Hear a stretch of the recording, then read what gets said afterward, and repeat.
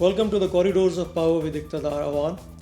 This program is brought to you by Bowl Media Network and Suhail Kashif produces it. Folks, Alberta has always been taunted upon for its boring politics. We always kind of knew who our next government is going to be. For the most part, we knew their policies and how they are going to lead. But 2015 brought Orange Crush. Things have changed. We haven't had a dull moment yet. A gentleman who plans to bring more passion, more optimism to Alberta's politics, and he's running for Alberta Liberal Party's leadership is David Khan. He is with us. Welcome to Corridors of Power, David. Thank you for having me. Our pleasure. David, for our viewers, please introduce yourself first. Who's David Khan and what's your background and profile? Well, I was born here in Calgary, Alberta. My father's from India, my mother's from West Vancouver. I have one sister and a new niece, Ria.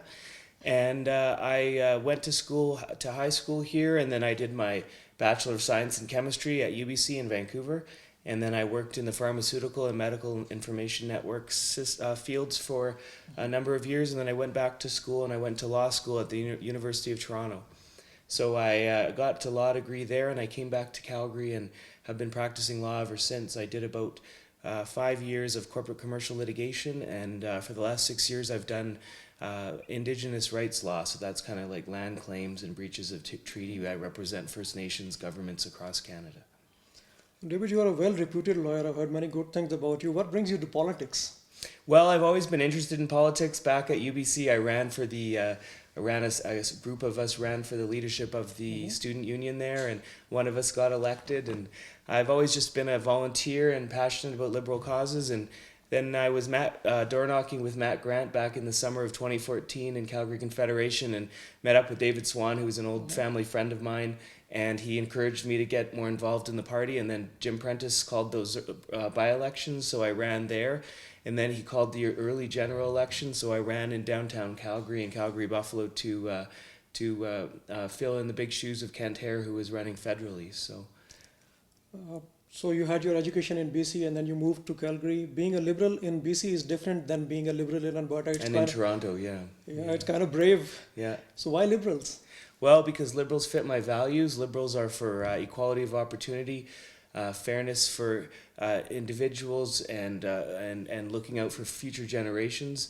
So for multiculturalism, for human rights, but for fiscal prudence and balancing the budget when we're throughout the business cycle up and down. So these are important things too, and to make sure that we have a good, strong economy. So these are all things that speak to me. So I've always been a liberal, and I'm passionate about that. Well, there's a general impression, I may even call it a misconception, that fiscal prudence is a trademark of conservatives only. Mm-hmm. Would you like to comment on that? Well, I think that we had several decades of PC mismanagement in this province. They've shown themselves to not be good fiscal or economic stewards. Similarly, on the federal scene, it was Paul Martin and Jean Chrétien that balanced those budgets federally for our country, and it was Stephen Harper that went deep into debt again for the last 10 years. So I don't think that the moniker of fiscal prudence for conservatives is really based in reality. Right. So an impression that Albertans may have also is that Alberta Liberal Party and Federal Liberal Party are two entirely different franchises, and their platforms may not coincide a lot. Is that true? No, actually, we are officially two different parties, but we're all liberals, and liberal values, liberal policies are liberal values and liberal policies. So for the large part, our platforms and policies align because we're liberals federally. But as the Alberta Liberal Party, we're independent, so we can stick up for Alberta. So we're for Alberta first, really. So if there comes a point where there's a disagreement between federal and provincial liberals, you stand for Alberta? Well, yeah, when I'm Premier, there will always be some disagreements. I hope to have a good working relationship with the federal government and with Prime Minister Trudeau, but there may once in a while be a disagreement, and I'll be always on the side of Alberta.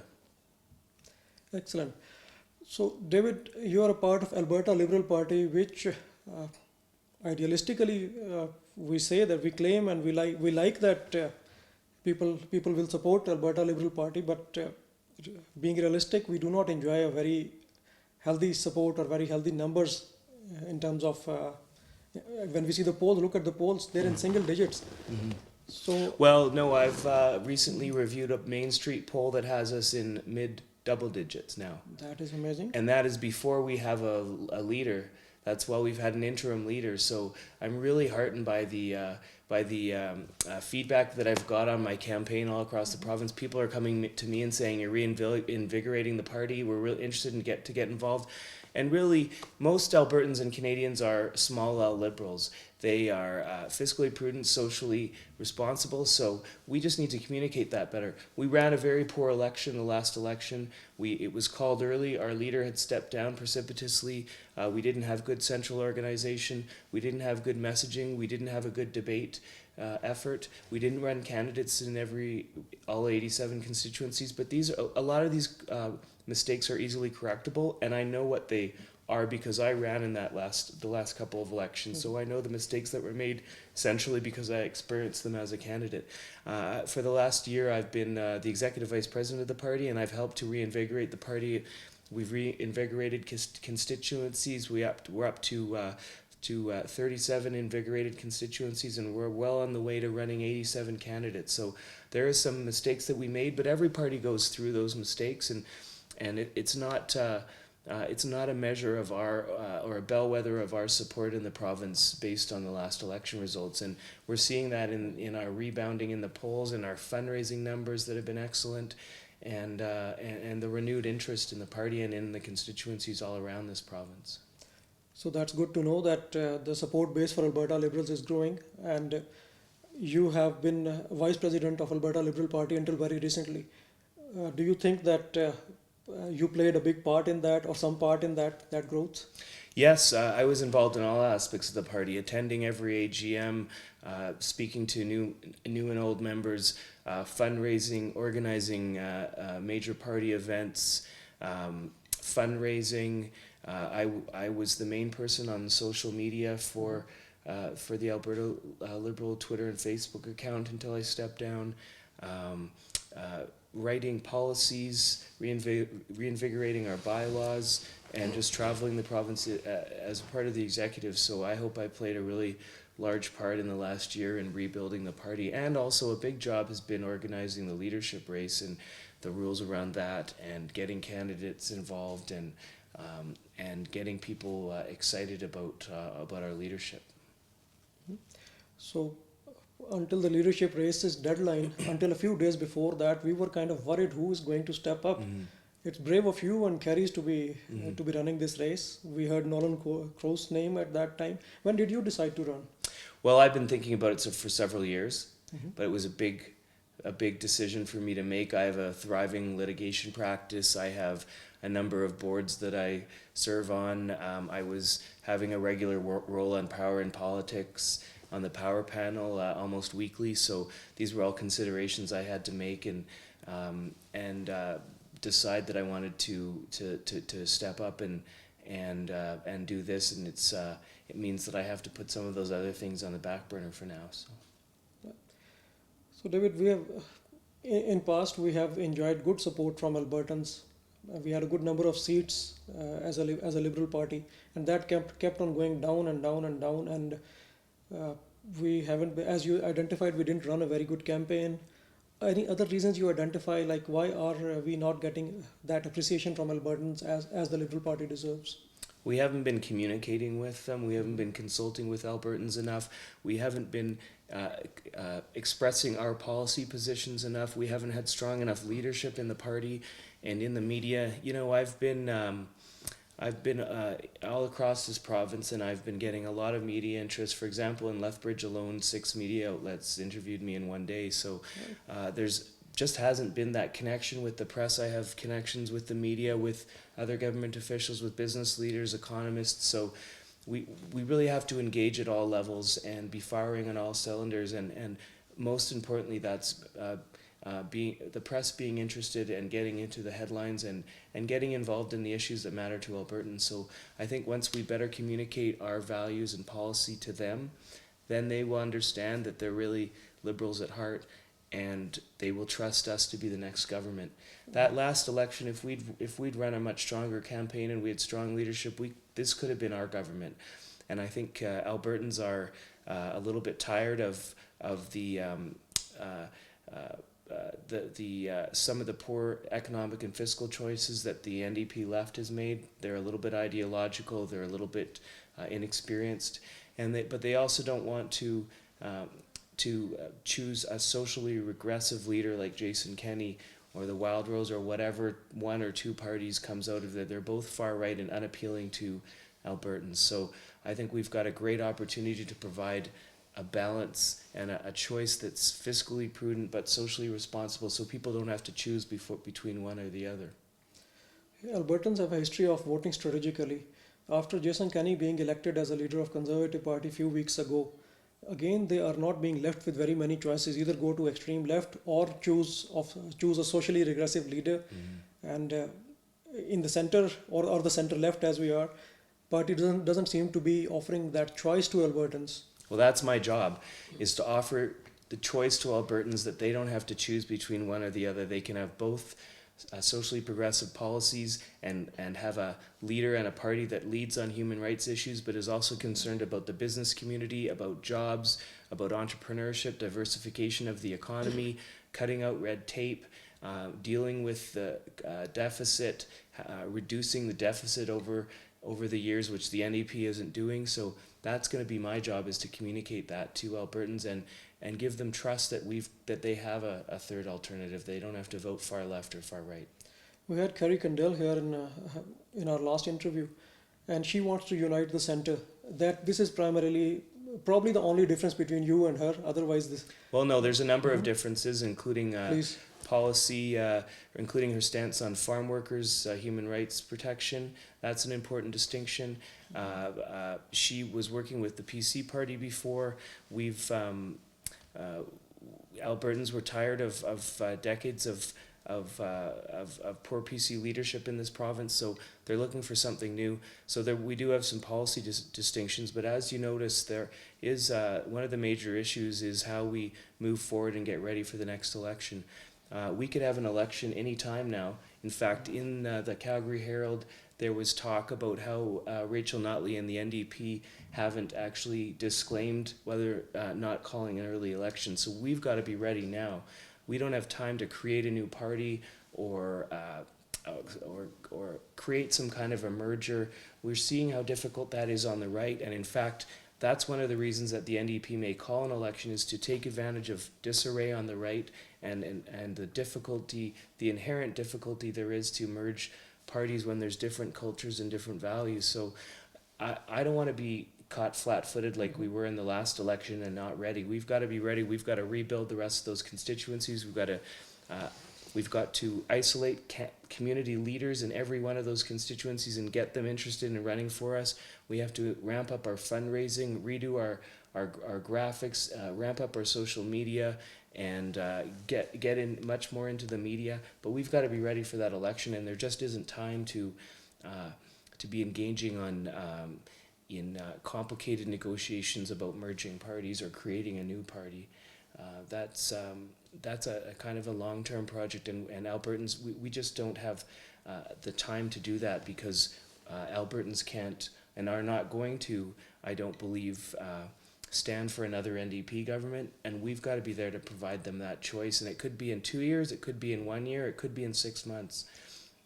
Yeah, it's in Westminster's parliamentary system that we have in Alberta as well.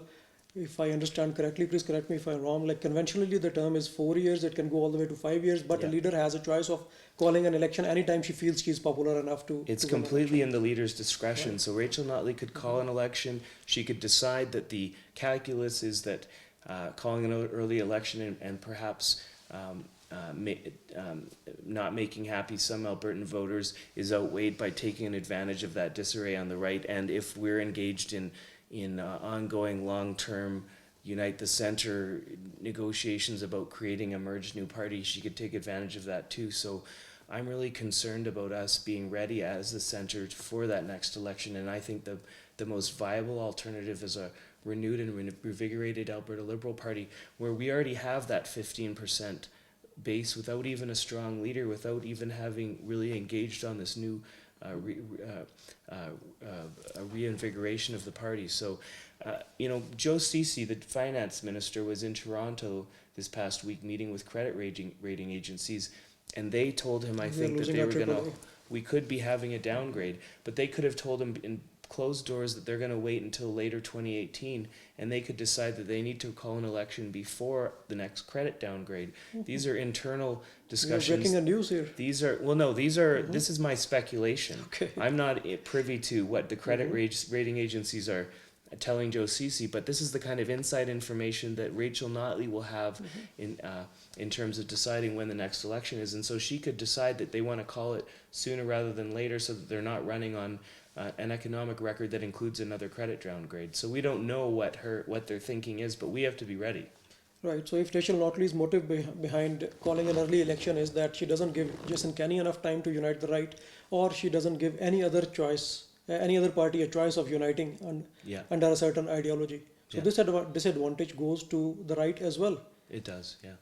Right. So in that scenario, the people that I feel bad for will be the people of Alberta. They are not going to be left with very many choices. And if we are running the party the Liberal Party, the way it has been for past few years, what change you expect? Well, as you noted, I've been the executive vice president for the last year, and we've made great strides in reinvigorating the party. I just outlined a lot of them: reinvigorating constituencies, increasing fundraising, getting more people involved, economists and people from all walks of life. And that's what I've been doing on this leadership campaign, and that'll be my number one job comes June 4th, is to ramp up those efforts so that we're ready for that election. David, lots of conservatives do not seem to be liking Jason Kenney, and they need some place to park their vote, to park their support. In political terminology, they are being called political homelesses right now. So where do they go if the centre is not united? The centre will be united in a reinvigorated Alberta Liberal Party. We'll be a strong party with a strong base, strong messaging. We'll be reinvigorating the party. We'll be bringing strong candidates to us. And the 98% of Albertans that never actually ever join a political party, they will be coming to us because they don't. They're just looking for good governance, strong leadership, and a good alternative to vote for. Okay. So I had the same question to Carrie, and I'm going to ask you as well. Money makes the mayor go. We could not tap into Dr. David Swan's brilliance and his experience because party did not have money to run a very good election campaign. How do you plan to raise funds for Alberta Liberal Party? I've already been doing that. As a member of the executive, we increased our fundraising. We've been doing pretty well. There's a lot of work to do, and a lot of that fundraising is going to fall to the leader, because it's the leader that's the face of the party. It's the leader that's using their connections to raise money. So I've got relationships with people of all throughout this province, and it'll be my job to increase that fundraising. And that will because we've got to put money aside for the next election and have money ready to go. And in being involved in the budgeting in the last year, this is exactly what we're doing. We're starting to put money away for the next election into an election readiness fund. Right. So before coming back to policy and Alberta, let's touch a little bit international politics, because that affects us, definitely does. Christy Clark took a very, very brave stance against tariffs on softwood lumber, and she imposed some kind of tariffs on her side as well. Trump wanted to revisit NAFTA, but today his Secretary Ross, apparently he says that it's back on the table again. So if and when you are given a chance to lead Alberta, what will your relationship be with our neighbors south of the border? Well, I'm going to stand up to Trump. I'll be a strong leader in that regard. I was on national TV on Global News last week talking about this very issue of Trump and his issues, his relationship to us. I think Trump has some real governance issues. He doesn't understand the issues. He doesn't understand the trade relationship. He doesn't understand money issues beyond his personal financial empire.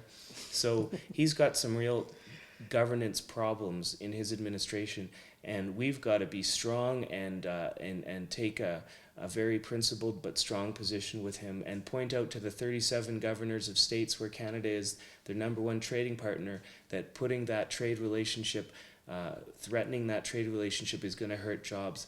millions of jobs all across America. So we need to make sure that that message is promoted to people below Donald Trump in his administration in D.C., but also in all the capitals. As I said, 37 U.S. states rely on Canada for their number one export market. So that's got to be communicated, and I believe that experts in his administration are making that clear to him. I saw your debate where you acknowledged that your presence on Treaty 7, that was a very graceful thing to do. Alberta, if I'm right about it, it falls under, a part of it is under Treaty 4, then rest is 6, 7 and 8. You see your relationships with Indigenous people of Canada getting better under your leadership?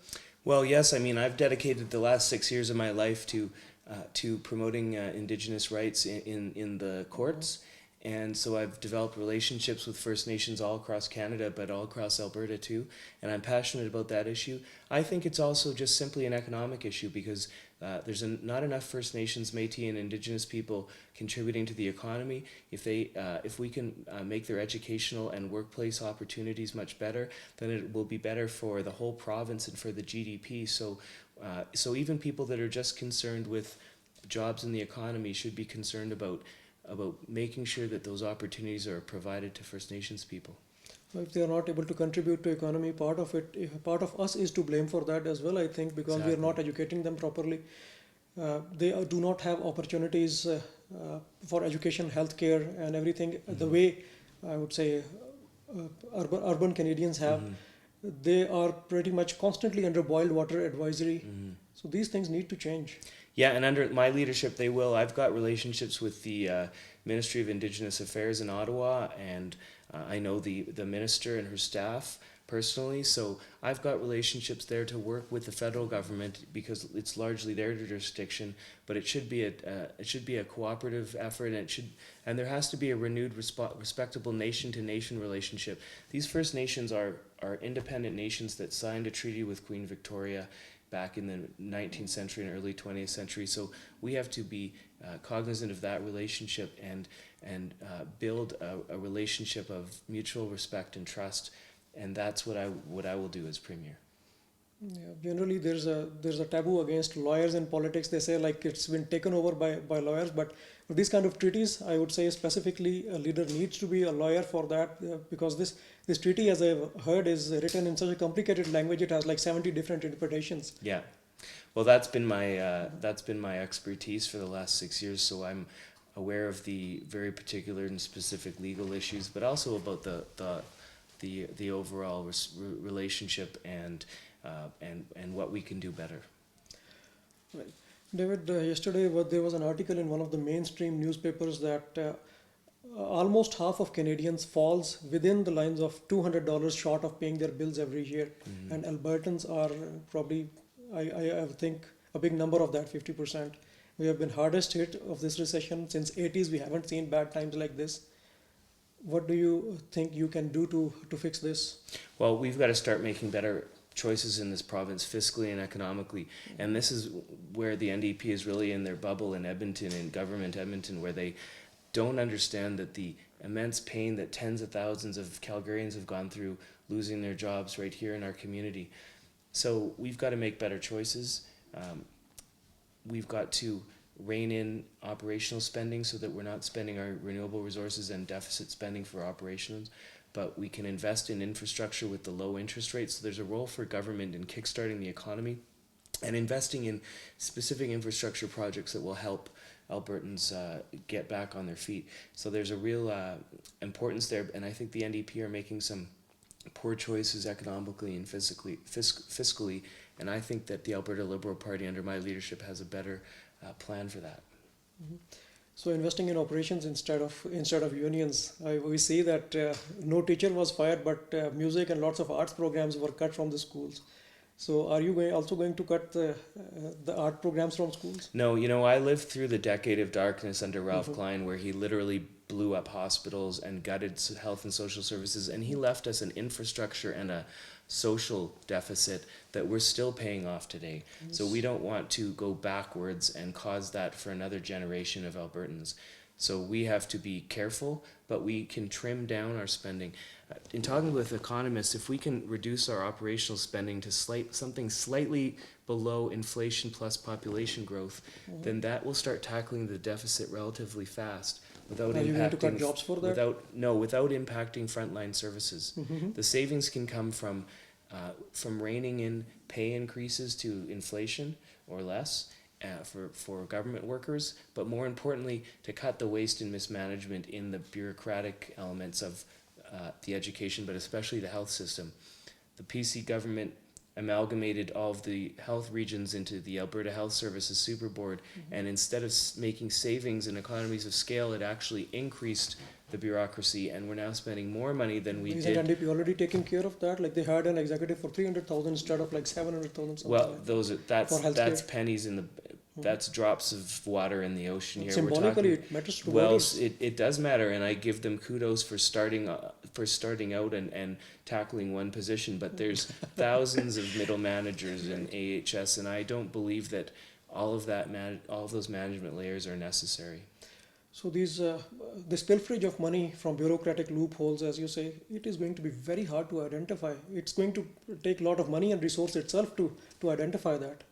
Well, the NDP has started by clearing out boards and commissions of PC political appointees and corrupt practices where they were kicking money back to the party. So they've instituted some electoral finance law, and they've merged and streamlined boards and commissions across this province. By the way, both Alberta Liberal policies that they've implemented, so I applaud them on that, but they haven't gone far enough. They've been a bit over their head, underwater or in over their head the last couple of years. They don't have the management experience. They don't have the people that have worked in government in other provinces and federally. The NDP has not governed very much anywhere in Canada, so they just don't have that expertise, and that's something that we can bring to the table as Alberta Liberals. Does that not stand true in our scenario, in Liberal Party scenario as well, of not having an expertise? No, because there's many Liberals in Alberta that we need to bring them back to our party, but they are Liberals at the municipal level, although they're not officially, but most of the big city mayors are Liberals. Yes. We won't name them. And then we have many people that have worked in the federal government, both here for the federal government here in Alberta and in Ottawa and in other provinces, that can come back and contribute. So we have a much deeper bench strength as Liberals for political people and for government employees and bureaucrats than the NDP did. Right. So up until last election, Alberta's legislature only had 2 doctors, and both were from Liberal parties. Healthcare concerns us a lot. We have been listening for a very long time that the wait times at the hospitals are going to be cut. Home care versus senior care, these policies are going to be fixed. Nothing happened so far. Your vision on that, how do you plan to fix these? Well, I'm going to consult very closely with David Swan, who's an expert in this area, who was appointed by the NDP government to chair the Mental Health Commission, but they've now not really implemented any of the changes that commission under his leadership proposed. So we've got some great ideas in the Liberal Party, and David Swan is an expert at healthcare and the fentanyl crisis, and he's been very strong in standing up to some of the choices that we don't agree with that the NDP's made, for example, in not calling a public health emergency in respect of the fentanyl crisis. So I'm going to consult closely with him and other doctors and stakeholders to, as you have identified, the health system, the health budget is half of our budget. So that's where we really need to focus on is looking for better outcomes. Healthcare delivery is delivered in many ways more efficiently and better in other provinces. So we need to implement best practices for healthcare delivery here in this province, and that's going to take a lot of work.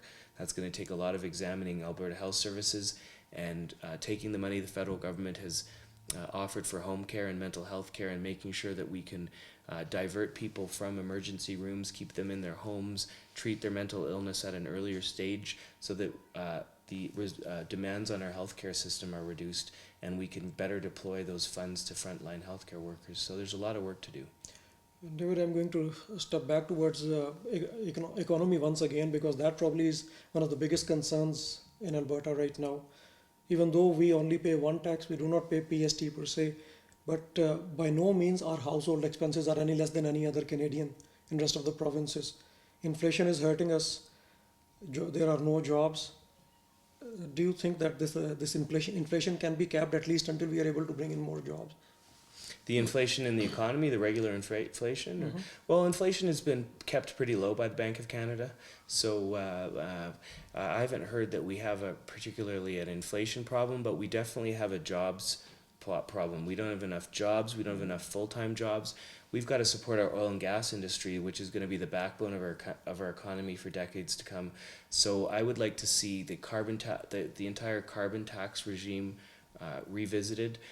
The way that it was That's brought going in to be my by next question. it was Okay. brought in by the NDP in a very clumsy fashion. The money that is raised, they can spend any way they want. I call it the NDP re-election slush fund. It should be targeted to actually reducing greenhouse gas emissions and supporting our oil and gas industry, and it should be a carbon tax or a cap and trade or whatever system we implement to reduce greenhouse gas emissions has to be properly targeted to actually reduce those emissions. This NDP carbon tax regime doesn't even have any proper measurements for whether it's actually producing the results that it should be focused on, which is reducing greenhouse gas emissions.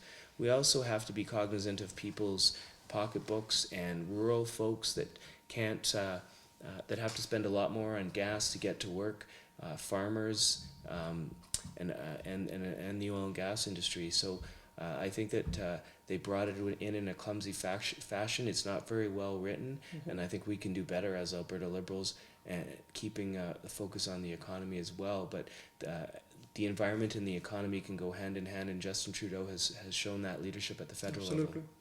level. You seem to have some reservations against NDP's carbon taxes transparency, as you just said that this is their election fund. Yeah. So, is this the right timing to be bringing this in? If this was for this election, they should be doing it in the election year. If this is not the election year already, In them bringing in the carbon tax? yeah, they could have brought it. Well, they wanted to bring it in because it wasn't very popular, so they wanted to bring it in advance and let Albertans see what it was like. You know, I think it's not all doom and gloom like Jason Kenney and Brian Jean would like you to think. I think they have the NDP has taken some of our advice and had some tax credits for lower income people to try to offset that. But I think we can do a lot better of a job in whatever method we look at to reduce carbon in the economy. And that carbon tax or the carbon tax as the NDP has implemented is not the only way to do that. Right. Last but not the least question is the most important one to me is about the education, and I'm going to give it to you in a very, very simple and flat, plain manner. Like, what's your policy about education, especially the post-secondary?